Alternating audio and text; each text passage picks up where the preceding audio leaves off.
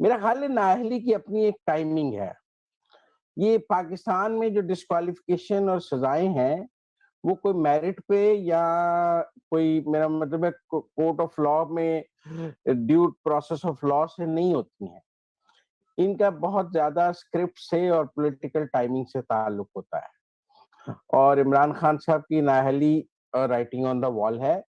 इस पर मेरा और आपकी बेट मौजूद है और अगले इलेक्शन से पहले वो मेरी राय में वो डिस्क्वालिफाइड होंगे, उससे पहले मुल्क में इलेक्शन नहीं हो सकता। और जिन्होंने कराना है, उन्होंने उनको देखिए बहुत से लोग लेवल प्लेइंग फील्ड की भी बात करते हैं, लेवल प्लेइंग फील्ड तभी होगा जब इमरान खान और नवाज़ शरीफ दोनों नाअहल होंगे। एक अहल है, एक नाअहल है तो ये तो कोई लेवल प्लेइंग फील्ड ना हुई।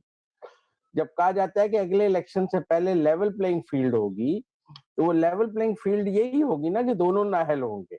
तो लिहाज़ा आपको ज़्यादा खुश होने की ज़रूरत नहीं है, हम अपनी बात पर मुकम्मल कायम हैं आपके साथ और चीज़ें उसी तरफ जा रही हैं। आप देर-सवेर पे ज़्यादा यकीन ना रखें, अच्छा आखिरी ठीक नतीजे है। पे यकीन रखें। चलिए ठीक ठीक है है, चलिए ठीक ठीक है। है ना? और दूसरी बात ये है कि जहाँ तक आज के फैसले की बात है, ये गैर मामूली इंसाफ है। ठीक है, अब और ये यकसा इंसाफ की नफ़ी है और सही, प फैसला पब्लिक डोमेन में है, हमें तबसरा करने का मुकम्मल हक है। जजेस के एहतराम के साथ जजेस ने यकसा इंसाफ की आज नफ़ी की है।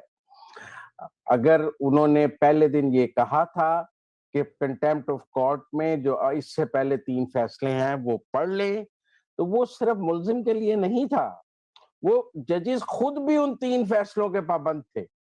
ठीक, मतलब जब वो मुल्ज़िम को कह रहे थे कि तुम इन 3 फैसलों की रोशनी में अपना जवाब बनाओ, तो उन्होंने अपना फैसला भी उन 3 फैसलों की रोशनी में करना था। ये तो नहीं हो सकता कि जजेस उन फैसलों से मुबर्रा थे और मुल्ज़िम उन फैसलों का पाबंद था। देखिए ना, बिल्कुल, जब आपने आपने इश्यू फ्रेम करते हुए मैं इसको बहुत ही लीगल लैंग्वेज में बात करूं तो इश्यू फ्रेम करते हुए आपने वो 3 फैसले कोर्ट में इश्यूज के साथ फ्रेम कर दिए कि इनकी रोशनी में बात होगी इस केस में जो होगी। आज जब फैसला है तो वो उन 3 फैसलों की नफी में है। ठीक है ना? या तो कोर्ट पहले दिन उन 3 फैसलों को एक प्रेसिडेंट के तौर पे कोर्ट के रिकॉर्ड पे ना रखती और मुल्ज़िम के हवाले ना करती और या फिर उनके मुताबिक फैसला देती। देखें, बिल्कुल, अब मैं यकीनन ये मानता हूँ कि इमरान खान साहब को अगर तौहीन अदालत में सज़ा हो जाती, तो ये उनके लिए बहुत बड़ी फ़ेवर थी। हुँ, ठीक है ना? और शायद कोई उन्हें इतनी बड़ी फ़ेवर नहीं देना चाह रहा और उनका मतलब है कि ठीक सज़ा देंगे, ताकि वो जिसके आगे उनके लिए रास्ते बंद हों। ये कल सुप्रीम कोर्ट से सस्पेंड हो जानी थी। जी, मतलब आप मेरी बिल्कुल, बात नहीं समझ रहे, ये सज़ा अगर जो हो भी जाती, तो कल सुप्रीम कोर्ट से सस्पेंड हो जानी थी, अपीलेबल अथॉरिटी मौजूद थी और वहाँ अपील हो जानी थी। और वो सस्पेंड हो जानी थी। तो इसलिए ये बेलज़्ज़त गुनाह था जिसे करने की कोई ज़रूरत नहीं थी। इमरान खान साहब ने खुद आ बैल मुझे मार के तौर पे देखिए अब इमरान खान साहब ने भी बहुत सीख लिया है। अब जब वो इसहाक डार का ज़िक्र करते हैं तो वो कहते हैं कि मैं उस जज को नहीं छोड़ूँगा जिसने उनके दायमी वारंट खत्म किए हैं। नहीं, अब वो जज की बात नहीं करते। वरना हाँ, वो कहते हैं कि जिस जज ने इसहाक डार के दायमी वारंट गिरफ्तारी खत्म किए हैं हम उसके खिलाफ एक्शन लेंगे। अब नहीं कह हुँ, सकते, उन्हें पता है कि जज की बात नहीं करना है, अब चौकीदार तक बात रह गई है। तो इसलिए उन्हें समझ आ गई है कि मैंने जो भी गुफ्तगू करनी है वो जुडिशरी के बारे में नहीं करनी।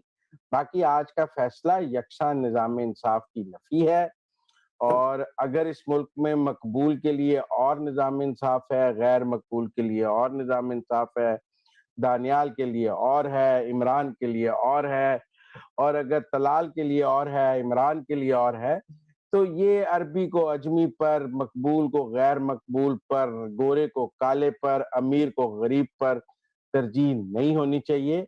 अगर है, तो अफ़सोसनाक। जी, बहुत शुक्रिया अबसार आलम साहब, वेलकम और शुक्रिया आपके वक़्त का। आपने सुन ली मुज़म्मिल साहब की अरबी और अजमी वाली तकरीर।